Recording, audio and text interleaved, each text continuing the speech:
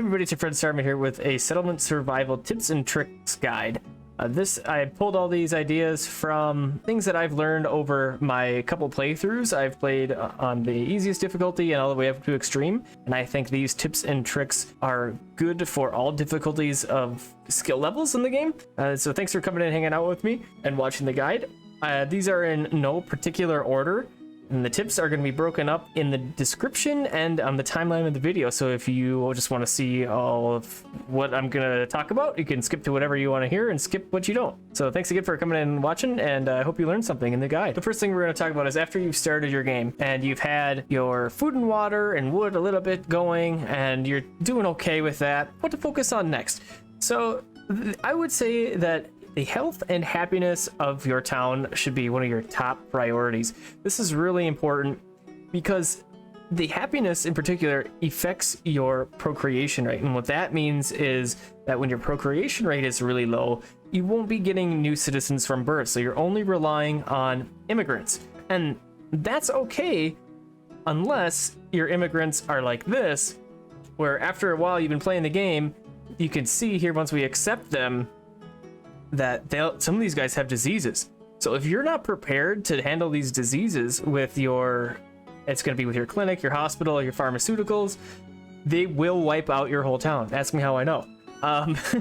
So very important to worry about your citizens' health and be able to deal with the immigrants that are coming in and their sicknesses and their injuries and all that kind of stuff. So another thing that's important with the happiness is that your workers will be better. I'm going to show you the health and happiness, I don't know, tooltip, I guess, that tells you what each thing does, what the levels of I call them, how many smiley faces and how many hearts you have, what that's going to affect is going to have on your town, and you'll be able to read all those. If you don't have very high happiness, not only is your procreation rate gonna suck, you also have the chance of getting some murderers around your town. And early game, this really sucks because you have not a lot of people to work.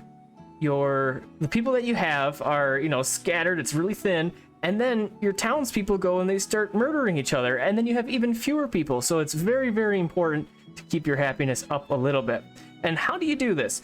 Well, so you can do this with a church, first of all, is the easiest thing to get.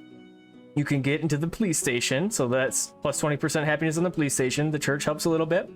The clinic is going to be your go-to health thing at the very beginning.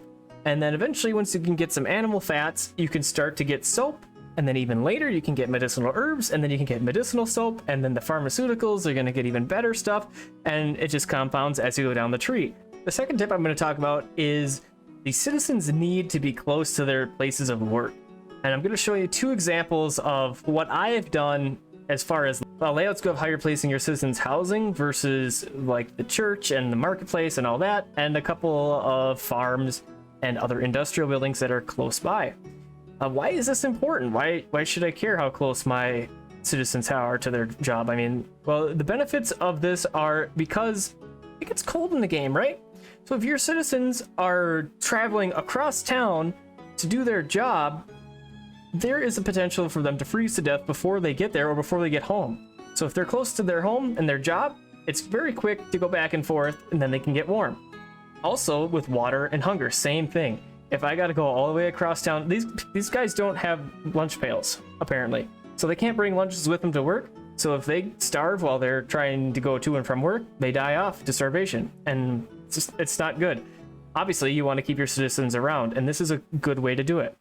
So here's an example of how I've started to lay out my house. This is in my extreme playthrough difficulty, and you can see here that I have my houses on the left. I got a couple sprinkled around on the south side there. I have the two mines on the south rocks, and then I have my industrial stuff on the right, and then a storage, and then a couple more houses up north. And then you can see I got my clinic there and a couple of farms on the left. So you have food farms, a nursery, and tree farms right there. So everything is all condensed in this little, I think of it as like a mini town. So if this was placed in the middle of nowhere, it's self-sufficient. It could be good to be running by itself. So that's how I've started to do it. In contrast, this is what you end up with. So you can see I got some people, snowflakes, that have to go all the way across the town. They're cutting through pathways and cutting through people's properties to try and get back to their house as quickly as possible. So what I did here is these are all my houses for all the citizens. They're all on this all block up in here. I have this middle row where I had marketplaces and I had my churches. And while this was pretty nice for, you know, just a block of neighborhoods, it really hurt my efficiency. So, you know, this person who lives here, maybe they don't work on this row, maybe they work all the way down here in one of these fields. So this guy is going to have to walk all the way from up there, all the way down here, and then all the way back.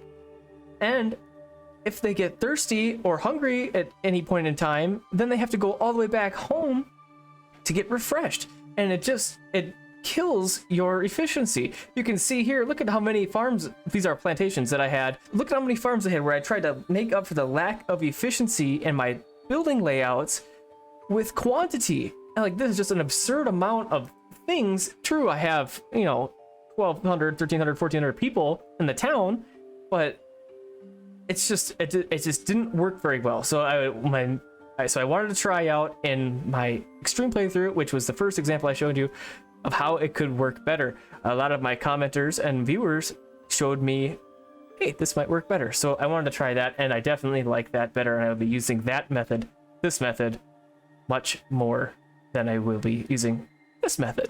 So build your town so that your citizens are close to where they work. It makes a huge difference. When you just start your game, you might notice that you have a couple critters that are walking around your map. And you might be thinking, what the heck is the point of these critters? What do I do with them? And what are some good ones?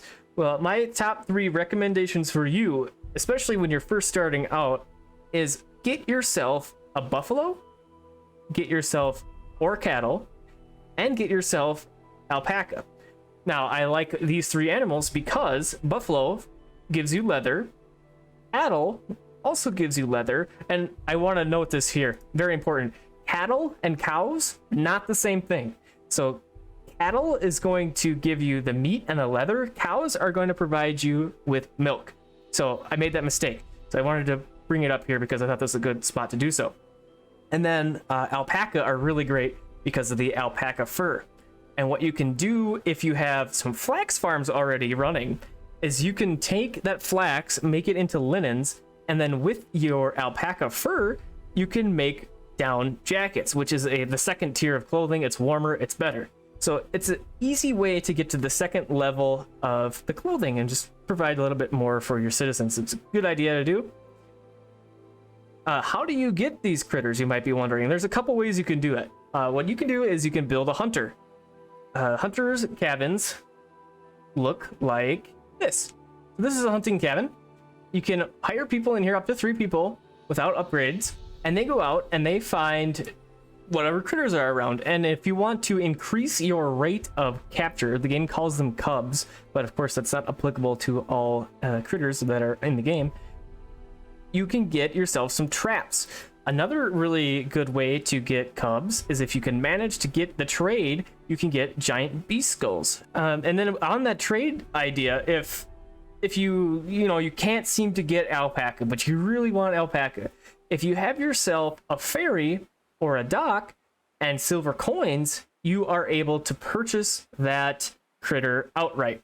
Now, some animals you can't find on the map, like horses and donkeys, and you have to trade them this way. I would like to point out here that you can indeed only buy 1 of these critters, and you will get more than 1. So what I mean is if you buy 1 donkey and you put it in your corral or pasture, it will become 2 donkeys. I'm not really sure how that happens, but it does. So just so you know, you don't have to buy 2. I've tested it out, and you should be good to go with that. If you don't have any silver coins, there's a couple things that you can do. They're very important to get, I think, because if you need something, if you have a disaster and your town loses a bunch of tools or something, you can buy these things outright. It's very powerful, very good to have. How do you get silver coins? Grocery store is one way to do it, and I will show you some examples of things you can sell in the grocery store right here. You can also do trade caravans and docks and ferries. So if you have a surplus of a good, you can put it in your dock or ferry, and your citizens will trade it with the merchant ships that come around for silver coins. Everything varies on the price a little bit, so you'll just have to play around and see what things are the are working better for what goods you have in the town. So an example is silver cutlery sells for 75 silver coins each. So that's a really good thing to have. That's pretty end game, but something you can shoot for. Another thing you can do to get silver coins is set up a mint and a silver mine. So the silver mine will mine silver, and it will bring that to your mint, and your mint will make silver coins just from the silver. When I first started playing this game, I struggle a lot. I still kind of do, to be honest with you. I struggle a lot with finding the thing I wanted to build. It's really easy once you learn a tech. It's marked, it's highlighted, and you go follow the orange circle, and you're good to go. But the menus get kind of crowded after a little while. So especially the production menu. So here it is. It's all, here's what I got, and this is my extreme playthrough. And so far, though, there's more stuff that will be added to this. So what you can do, first of all, is you can see the different colors here. So we have like this brown. This is kind of a light, like beigey kind of color. This is more like a reddish brown, and then kind of yellowy. So these coordinate with these up here. So this brown is food. So you can see here we have the curing workshop and the butcher, textiles, weaving and knitting, tailors, textile goods, makes sense, timber, chopping house, sawmills, etc., etc. So not only are they color coded like this, what you can do is if you know that you want, let's say, sawmill, right? So if you can't find it, you're going back and forth, you can't find it because I've done this before, and you're just like, oh, I give up. What you can do is you can click this right here, timber, and it sorts for you just the timber buildings. And if you want to go back, you hit all, and you can sort for food. You hit all, and you sort for treasure. It's this super duper easy way to find things that you need to find to build. Now, if you have buildings built already, and your town's enormous, and you're like, where is my pharmaceutical shop? Well, you can hover over this, like this, and you can go over here, and you notice, well, let's flash it like this. You notice what building lights up right there on the right side? That's right, my pharmaceutical workshop. So this is a great way to find the buildings you can't find.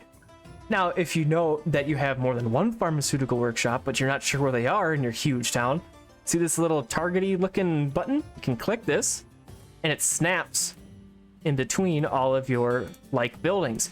So this is a very handy way to just cycle through all your stuff. You can make sure that you're making your medicinal oil, and you're making your ointment in your pharmaceutical workshops, and you're checking all your boxes, and you're getting all the things made that you want to have made up.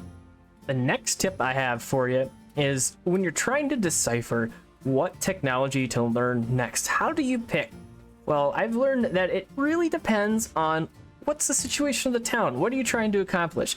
If, for example, you have really low happiness, and you're really trying to get that first priority, get your happiness up, get your health up, what you can do is you can go to, let's say, your quality of life, and you don't have any of these things here. So I have police station, church upgrade, theater, and entertainment already learned. And this is my my playthrough that I have all the text learned. I'll just show you quick. Everything is green. Okay, so you can go over here, you can grab your police station, and you can start working down this tree. And that's pretty slow sometimes, especially in the beginning of the game, but all this little bit helps.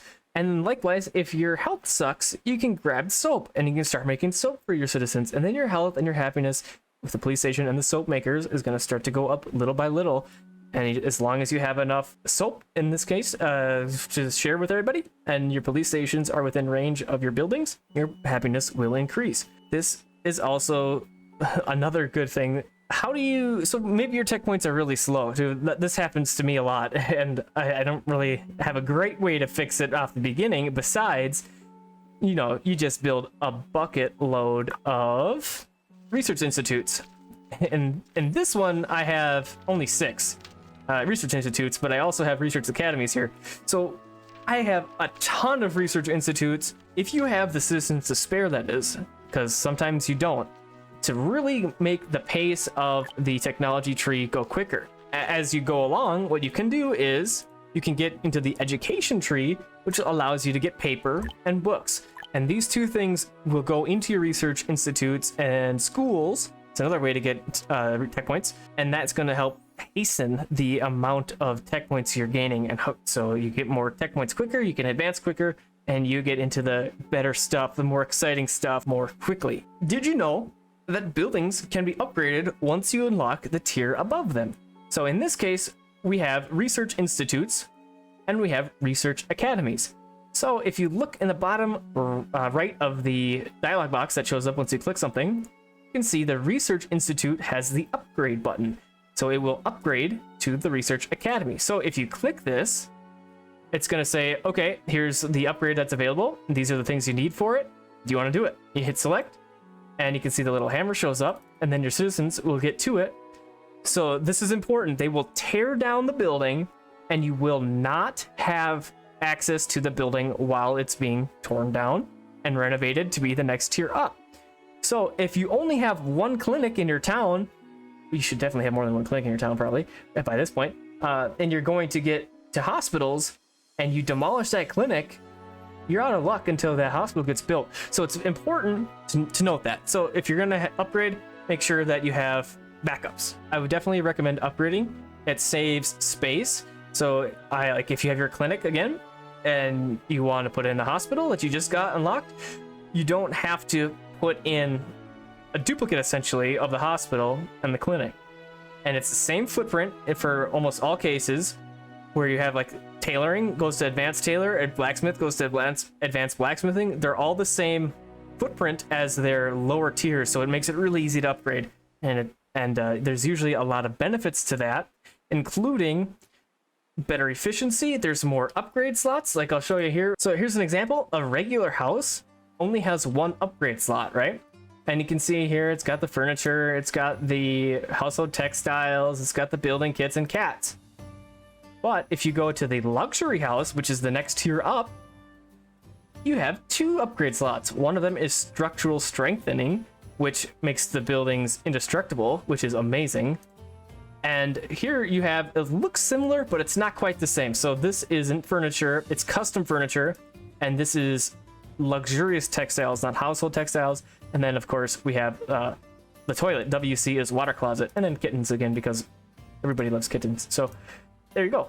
That's one of the benefits to upgrading this house. So I could hit this upgrade right here, house, luxury house. It's going to tear it down. They're going to replace it, just like the Research Institute. Just like if you're going into the advanced tailor from a regular tailor, it works the same. So on the note of upgrades, so there's some important things that you can get, especially when the disasters hit. So in this playthrough, I had tornadoes that came through about in this space. They seem to follow the same path. It was very interesting. About this direction. They kept hitting over here and hitting over here. And so I got kind of sick of it. It's, it sucks to keep rebuilding the same buildings that you've already built from the last tornado that hit you. So what you can do is, as I mentioned, you can get to structural strengthening and get your building kits, and then see, it says the building will not be damaged. So then you can just laugh when the tornado tries to destroy your buildings and it just goes right through. Now, if you're gonna do that, do your upgrades, make them indestructible, I would suggest you start with your town things like the marketplace. Marketplace is important to do because if you don't do the marketplace and your marketplace and all your houses get wiped out, and you try to repair your houses before you get your marketplace done, what's going to happen is the citizens are going to clear the spot for the house, and that's it. Because you cannot build a house without the marketplace. So if your marketplace is always there because of the structural strengthening, you'll be good to go and you don't have to worry about it. And then as you progress and you upgrade your houses and your other buildings to be indestructible, you don't even have to worry about it. It's super easy and fantastic and amazing. Now, maybe you don't quite have enough building kits to make your stuff indestructible yet, so you're still dealing with all those tornadoes and they're still destroying all your buildings, and you're having to spend a ton of wood to make up for it. The logging camps are fine. They're just fine. And at the beginning of your game, you probably have, like 4 or 5 of them to try and keep up with your wood. Well, one thing that I really, really, really like, and is very powerful, I think, is in the agricultural tree tech. Down this tree here, you go apiary, grove, nursery, and then forest farms. These forest farms are incredibly good. So I would highly suggest you get those sooner than later. Don't, like I said before, you gotta make whatever your priority of the build of your town is, do that first. If your happiness is low, get your happiness up. But get to these forest farms pretty quickly. Another thing at the beginning of the game that was really hard to deal with is the demand for domestic fuel. And when you get these forest farms in along with some coal, it really, really helps to get your domestic fuel under control. And these forest farms are just a fantastic way to do that. Like, look at this. So 3 people working in here. They got 721 timber last year. Only 3 people working for that. This is probably a 10 by 10. That's usually what I build these at.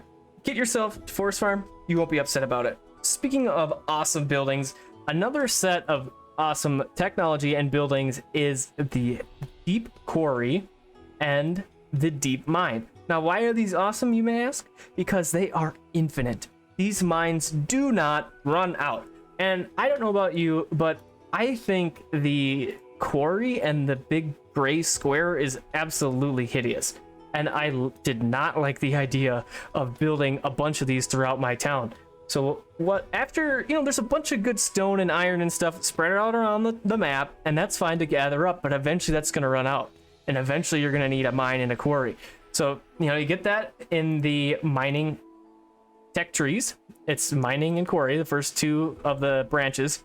And down 3 on each of them, quarry, and then exploitation technology 1, and exploration technology 1, and then technology 2, and technology 2 is infinite. So super great. I don't upgrade my stuff that are lower tier that I know I'm going to upgrade in the future. I'm not going to put a lantern in a mine that I know that I'm going to upgrade because it gets destroyed and then rebuilt, and then you lose a lantern, and that stinks. So get the deep infinite quarry and mines. It's fantastic. It's great, and it obviously never runs out. So what could be better than that? It's just super great. And finally, my last tip for you is throughout the game, make sure you are using the production overview. To get to this menu, top left here, statistics, production menu, production overview, or you can hit I, production overview. This has the fantastic visual representations. For me, I'm a very visual person, so I love this stuff of the graph and this, it's some kind of graph. It's not a line graph, but a bar or something or other of what, like, I need food bad. Like, this is very clear. I need food. I am losing food over year. You can go food on a broad scale. You can go into how many potatoes am I making? You just left click, you hit add, and look at that. I'm losing a bunch of potatoes, but this is how you can check to make sure what you need more of. So we'll go into also over here on the resources tab. You can see it is now color coded. This is a pretty new thing of the things that you're doing great in and the things that could need a little work. So the red is, of course, red. It's reflected here. Right click to remove things from this menu, by the way. So this, I'll show you this reflects. So food is red. Water, beverages is I was gonna say blue, is green. And you can see we're doing good with green over here. We're making tons of water, a little cocoa, a little black tea. And then we'll just go down to clothing and I'll show you that that's gonna be red. Oh, it's just barely red though. It's fantastic. It's a quick way to just see what you need. You can fix the problem. I'm gonna have to throw in some more tailors in here, get some, making sure that I got enough linen and flax and all that fun stuff to make sure I got my clothes. And it's just a quick, very easy way, very nice addition to the game to see what you need, and very, very, very helpful. And those are the tips I have for you. So to run over them again quickly, we had health and happiness should be your top priority after you get your food, water, and wood figured out in the beginning of the game. Citizens' houses should be close to their work so they don't have to travel for forever. Buffalo, cattle, and alpaca are awesome starter animals. Trade and silver coins can be very handy to buy you things that you need or want. Menus are sorted and color-coded, makes it very easy to find the things you're looking for once you learn the system. What tech to learn mostly depends on what's happening in your town. If your health is low, learn the techs that help your health. Buildings can be upgraded to their next tier. You don't have to destroy your old clinics to put in your new hospitals. You can just click on your clinic and upgrade from there. Buildings can be indestructible. If disasters are destroying your buildings, you can make them indestructible, and then they don't. Forest farms are OP. Get yourself some forest farms. They're fantastic.